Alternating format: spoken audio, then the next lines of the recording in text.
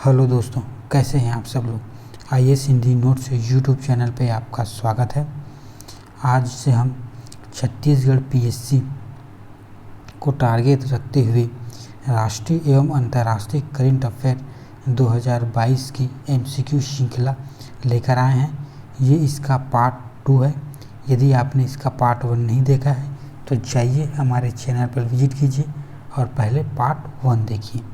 तो चलिए दोस्तों, स्टार्ट करते हैं राष्ट्रीय एवं अंतर्राष्ट्रीय करंट अफेयर।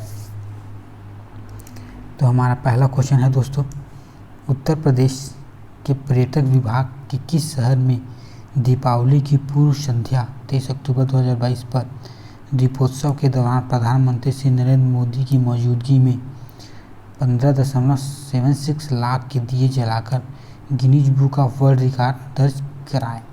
आपके ऑप्शन है Prayagraj, option B Ayodhya, option C Banaras या ऑप्शन डी मथुरा। आप चाहे तो दोस्तों इसका जवाब हमें कमेंट बॉक्स में देते हुए जा सकते हैं। तो चलिए इसका सही जवाब जानते हैं दोस्तों। इसका सही जवाब हो जाएगा ऑप्शन बी अयोध्या। हमारा अगला क्वेश्चन है दोस्तों, निम्नलिखित कथनों पर विचार करें। पहला, प्रधानमंत्री नरेंद्र मोदी ने मध्य प्रदेश के श्योपुर जिले में कुनो राष्ट्रीय उद्यान में चीतों को छोड़ा। दूसरा, 8 चीतों को विश्व की सबसे बड़ी अंतर महाद्वीपीय स्थानांतरण परियोजना के तहत भारत लाया गया। तीसरा, 8 चीतों में से 5 मादाएं और 3 नर हैं जिन्हें भारत लाया गया है। चौथा, वर्ष 1952 में चीतों को भारत में विलुप्त घोषित कर दिया गया था। आपको बताना है कि उपरोक्त में से कौन से कथन सत्य हैं। आपके ऑप्शन है 1, 2, 3, ऑप्शन बी 1, 2, 3, 4, ऑप्शन सी 2, 3, 4 या ऑप्शन डी इनमें से कोई नहीं। आई होप दोस्तों आपने इसका जवाब हमें कमेंट बॉक्स में दे दी होंगी। तो चलिए इसका सही जवाब जानते हैं। इसका सही जवाब हो जाएगा ऑप्शन बी, चारों के चारों कथन सत्य हैं। हमारा अगला क्वेश्चन है दोस्तों, भारत के सबसे लंबे नहर बांध गयाजी बांध का उद्घाटन किस राज्य या केंद्र शासित प्रदेश में किया गया है। आपके ऑप्शन है Bihar, option B Tamil Nadu, option C Paschim Bangal या ऑप्शन डी उत्तराखंड। तो चलिए दोस्तों इसका सही जवाब जानते हैं। इसका सही जवाब हो जाएगा ऑप्शन है बिहार। हमारा अगला क्वेश्चन है दोस्तों, हिंदुस्तान पेट्रोलियम कॉर्पोरेट लिमिटेड द्वारा 23 अगस्त 2022 को गाय के गोबर से संपीड़ित बायोगैस परियोजना राजस्थान में शुरुआत की गई। इस परियोजना के संबंध में कौन सा कथन सत्य है। पहला, यह परियोजना भारत सरकार को गोबर धन योजना के तहत विकसित की गई है। दूसरा, वेस्ट टू एनर्जी पोर्टफोलियो के तहत HPCL की यह पहली परियोजना है। आपके ऑप्शन है केवल 1, ऑप्शन बी केवल 2, ऑप्शन सी 1, 2 दोनों या ऑप्शन डी न तो 1 नहीं 2। तो चलिए दोस्तों इसका सही जवाब जानते हैं। इसका सही जवाब हो जाएगा ऑप्शन सी, दोनों के दोनों कथन सत्य हैं। हमारा अगला क्वेश्चन है दोस्तों, युवा मामलों और खेल मंत्रालय द्वारा 29 अगस्त 2022 को आयोजित मीट एंड चैंपियन पहल के संदर्भ में कौन सा कथन सत्य है। पहला, यह राष्ट्रीय खेल दिवस पर आयोजित किया गया। दूसरा, यह अनूठा स्कूल दौड़ अभियान है जिसमें ओलंपिक स्वर्ण पदक विजेता नीरज चोपड़ा ने दिसंबर 2021 में शुरू किया। आपके ऑप्शन है केवल 1, ऑप्शन बी केवल 2, ऑप्शन सी 1 और 2 दोनों या ऑप्शन डी न तो 1 नहीं 2। तो चलिए दोस्तों इसका जवाब जानते हैं। इसका सही जवाब हो जाएगा ऑप्शन सी, दोनों के दोनों कथन सत्य हैं। हमारा अगला क्वेश्चन है दोस्तों, निम्नलिखित में से कौन से कथन सही नहीं है। अर्थात दोस्तों आपको गलत कथन बताने हैं। पहला, नेफिस परियोजना अपराध और आपराधिक संबंधों की उंगलियों में निशान पर एक देशव्यापी खोजने लायक एक डेटाबेस है। दूसरा, नेटग्रिड देश भर में अपराध के वार्षिक व्यापक सांख्यिकी भारत में अपराध पर रिपोर्ट प्रकाशित करता है। तीसरा, CCTNC गृह मंत्रालय की राष्ट्रीय ई-गवर्नेंस योजना के तहत एक मिशन मोड परियोजना है। चौथा, स्वचालित फिंगरप्रिंट प्रणाली में के भारतीय संस्करणों को फैक्ट के नाम से जाना जाता है। तो चलिए दोस्तों इसका जवाब जानते हैं। इसका सही जवाब हो जाएगा ऑप्शन बी, जो हमारा दूसरा कथन है वो गलत है, बाकी तीनों के तीनों कथन सत्य हैं। हमारा अगला क्वेश्चन है दोस्तों, नाइट स्काई अभ्यारण्य के बारे में निम्नलिखित कथनों पर विचार कीजिए। पहला, यह प्रस्तावित नाइट स्काई रिजर्व लद्दाख के हैंडले में चांगथांग वन्यजीव अभ्यारण्य के भीतर स्थित है। यह भारत का एस्ट्रो पर्यटन को बढ़ावा देगा। तीसरा, यह विश्व में सर्वाधिक ऊंचाई पर स्थित एक optical infrared gamma ray telescope है। आपको बताना है उपरोक्त में से कौन से कथन सही है। आपके ऑप्शन है, ऑप्शन ए केवल 1 और 2, ऑप्शन बी 1 और 3, ऑप्शन सी केवल 2 या ऑप्शन डी 1, 2 और 3। आई होप दोस्तों आपने इसका जवाब हमें कमेंट बॉक्स में दे दिए होंगे। तो चलिए इसका सही जवाब जानते हैं। इसका सही जवाब हो जाएगा दोस्तों ऑप्शन डी, तीनों के तीनों कथन सत्य है। हमारा अगला क्वेश्चन है दोस्तों, 7वां स्वच्छ सर्वेक्षण 2022 के अनुसार भारत का एकमात्र 7 सितारा शहर कौन सा है। Option A Ahmedabad, option B Tirupati, option C Bhopal या ऑप्शन डी इंदौर। तो दोस्तों इसका जो सही जवाब हो जाएगा ऑप्शन डी इंदौर, मध्य प्रदेश। हमारा अगला क्वेश्चन है दोस्तों, गंभीर धोखाधड़ी जांच कार्यालय धोखाधड़ी के उन मामलों की जांच पड़ताल करता है जो उसे खालिस्तान द्वारा संदर्भित किया जाता है। आपके ऑप्शन है भारतीय रिजर्व बैंक, ऑप्शन बी भारतीय प्रतिभूति व नियामक बोर्ड, ऑप्शन सी कॉर्पोरेट मामलों के मंत्रालय या ऑप्शन डी बीमा विनियामक एवं विकास प्राधिकरण। तो चलिए दोस्तों इसका जवाब जानते हैं।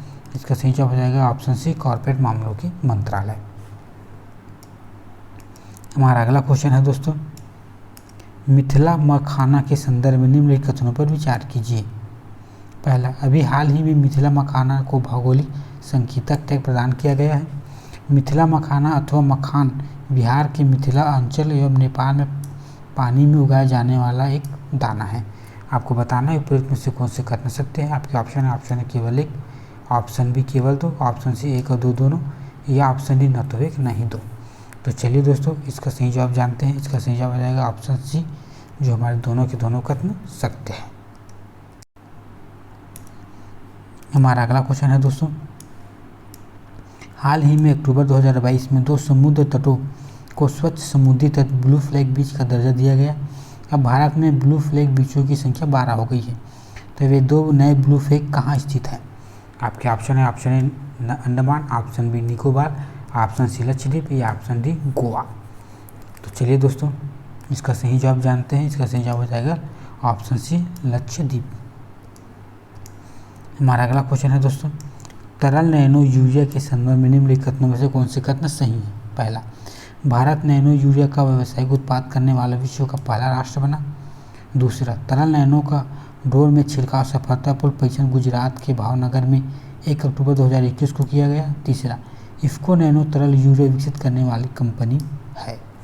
आपको बताना है ऊपर में कौन सा कथन सत्य है। आपके ऑप्शन है 1 और 2, ऑप्शन बी 2 और 3, ऑप्शन सी 1 और 3 या ऑप्शन डी 1, 2 और 3। तो चलिए दोस्तों इसका सही जवाब जानते हैं। इसका सही जवाब हो जाएगा ऑप्शन डी, जो हमारे तीनों के तीनों कथन सत्य है।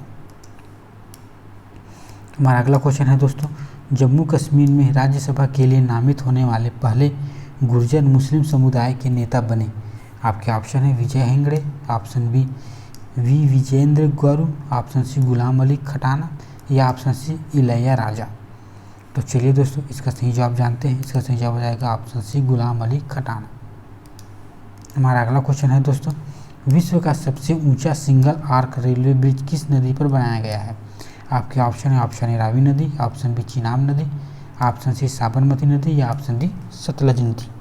तो चलिए दोस्तों इसका सही जवाब जानते हैं। इसका सही जवाब हो जाएगा ऑप्शन बी चिनाब नदी। हमारा अगला क्वेश्चन है दोस्तों, केंद्र सरकार ने हाल ही में किसी भौगोलिक संकेतक जीआई टैग प्रदान किया है।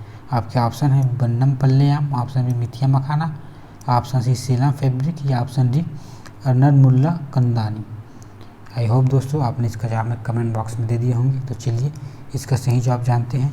इसका सही जवाब हो जाएगा ऑप्शन बी मिथिला मखाना। हमारा अगला क्वेश्चन है दोस्तों, हाल ही में छात्रों के लिए भारत का पहला वर्चुअल स्कूल किसे लॉन्च किया। आपके ऑप्शन है Manish Sisodia, option B Piyush Goyal, option C Dharmendra Pradhan या ऑप्शन डी अरविंद केजरीवाल।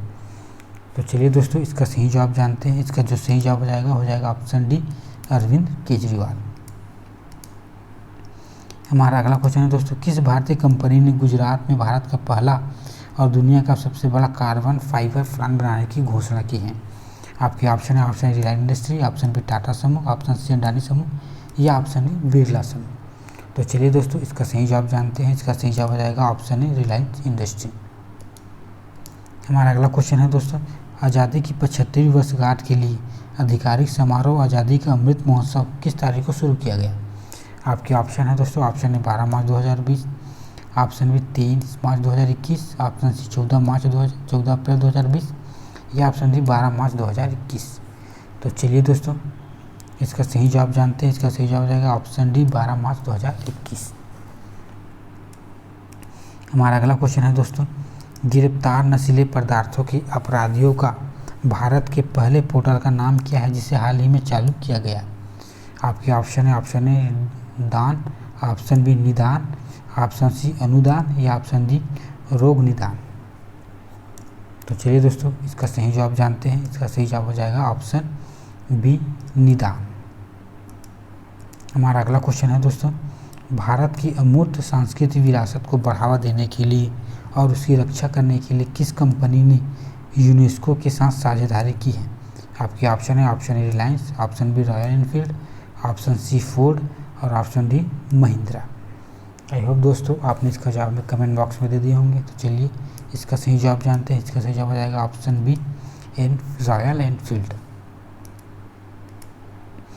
हमारा अगला क्वेश्चन है दोस्तों, 13 अक्टूबर 2022 को भारत सरकार द्वारा घोषित पीएम डिवाइन योजना के संबंध में निम्नलिखित कथनों पर विचार कीजिए। पहला, केंद्र सरकार द्वारा केंद्रीय बजट 2022-23 में इसकी घोषणा की गई। इसका उद्देश्य पूर्वोत्तर के विकास अंतराल को दूर करना तथा न्यूनतम बुनियादी सेवा में कमी को दूर करना है। सरकार ने इस योजना के लिए क्रियान्वयन के लिए रुपये 6,600 करोड़ का आवंटन किया है। इस पहल का अंतिम उद्देश्य पूर्वोत्तर के क्षेत्र में महिलाओं युवाओं के आजीविका के अवसरों को बढ़ावा देना है। आपको बताना है उपयुक्त में से कौन से कथन सही है। आपके ऑप्शन है, ऑप्शन 1 और 3, ऑप्शन बी 2 और 4, ऑप्शन सी 1, 2 और 4 या ऑप्शन डी 1, 2, 3, 4।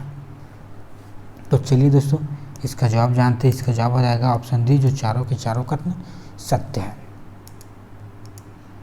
हमारा अगला क्वेश्चन है दोस्तों, एजुकेशन 4.0 इंडिया रिपोर्ट के संबंध में निम्न कथनों पर विचार कीजिए। पहला, इस रिपोर्ट को 13 अक्टूबर 2022 को WEF, यूनिसेफ और यूवाश द्वारा संयुक्त रूप से जारी किया गया। दूसरा, यह एजुकेशन 4.0 इंडिया की पहल की प्रगति और निष्कर्षों का आकलन करती है।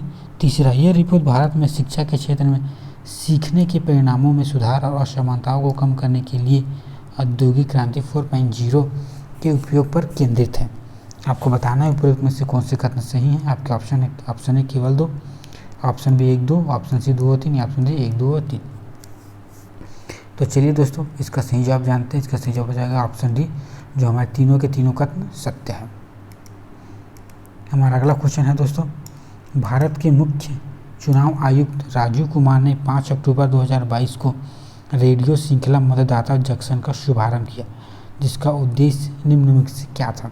आपके ऑप्शन है, ऑप्शन मतदाताओं को जागरूक करना या ऑप्शन बी मतदाता के प्रति शहरी मतदाताओं को उदासीन को कम करना, ऑप्शन सी चुनाव के महत्व पर लोकतंत्र की सुरक्षा के प्रति लोगों को जागरूक करना या ऑप्शन डी उपयुक्त सभी। तो चलिए दोस्तों इसका जवाब जानते हैं। इसका सही जवाब हो जाएगा ऑप्शन डी उपयुक्त सभी। हमारा अगला क्वेश्चन है दोस्तों, भारत सरकार ने 29 सितंबर 2022 को जलदूत ऐप और जलदूत ऐप ई ब्रोशर लॉन्च किया गया। इस संबंध में कौन से कथन सही हैं? पहला, जलदूत एप्लीकेशन को पंचायत और ग्रामीण विकास के केंद्रीय मंत्रालय द्वारा संयुक्त रूप से विकसित किया गया। इसका उपयोग ग्राम पंचायत विकास योजना तथा प्रधानमंत्री ग्रामीण राष्ट्रीय रोजगार गारंटी योजना के कार्यान्वयन के लिए किया जा सकता है। आपको बताना है उपयुक्त में से कौन से कथन सही हैं। आपके ऑप्शन है केवल 1, ऑप्शन बी केवल 2, ऑप्शन सी 1 और 2 दोनों या ऑप्शन डी न तो 1 नहीं 2। तो चलिए दोस्तों इसका सही जवाब जानते हैं। इसका सही जवाब आएगा ऑप्शन सी, दोनों के दोनों कथन सत्य है। हमारा अगला क्वेश्चन है दोस्तों, 28 सितंबर 2022 को गैंडे के सींगों को एकत्रित राख में बने राइनो स्मारक का उद्घाटन असम के किस राष्ट्रीय उद्यान में किया गया? आपके ऑप्शन है कांजीरंगा राष्ट्रीय उद्यान, ऑप्शन बी मानस राष्ट्रीय उद्यान, option C Orang national park या option D Nameri national park. तो चलिए दोस्तों इसका जवाब जानते हैं। इसका सही जवाब हो जाएगा ऑप्शन ए कांजीरंगा राष्ट्रीय उद्यान। हमारा अगला क्वेश्चन है दोस्तों, किस शहर में ट्विन टावर को वाटरफॉल तकनीक 28 सितंबर 2022 को तोड़ दिया गया? आपके ऑप्शन है Bengaluru, option B Trivandrum, option C Noida या option D Goa. I hope दोस्तों आपने इसका जवाब में कमेंट बॉक्स में दे दिए होंगे। तो चलिए इसका सही जवाब जानते हैं। इसका सही जवाब हो जाएगा ऑप्शन सी, नोएडा। तो दोस्तों आज के लिए बस इतना ही। यदि वीडियो पसंद आए तो लाइक करें और हमारे चैनल को सब्सक्राइब करें। धन्यवाद।